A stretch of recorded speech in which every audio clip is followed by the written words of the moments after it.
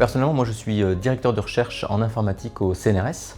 Ça c'est mon emploi premier, mais je suis pendant 5 ans commissaire à la CNIL, donc membre du collège de la CNIL.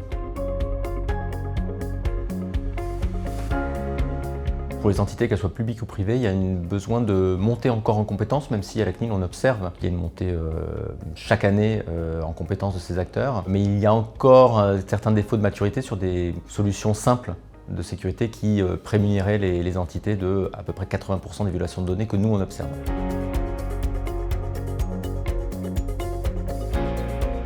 Un événement comme celui-là, ça permet deux choses. Ça permet essentiellement de rencontrer des acteurs, mais pour deux raisons. La première, c'est que ça permet de diffuser de la connaissance, en fait, notamment sur la sécurité. À la CNIL, on a une vision assez, je dirais, centralisée de la sécurité, puisque toutes les violations de données nous sont notifiées, donc on voit ce qui se passe chaque année sur l'ensemble des acteurs. Et donc ça nous permet de délivrer des messages de ce que l'on voit, comment évolue la menace, comment s'en prémunir, comment être conforme aussi au règlement général de protection des données. La deuxième dynamique, c'est de la prise d'information. Ça nous permet de rencontrer des acteurs du terrain et donc de comprendre leur point de vue, comment eux voient l'évolution de la cyber dans leur expertise métier. Et donc ça, c'est important à la fois pour le chercheur, mais pour le régulateur, d'être proche des acteurs sur le terrain.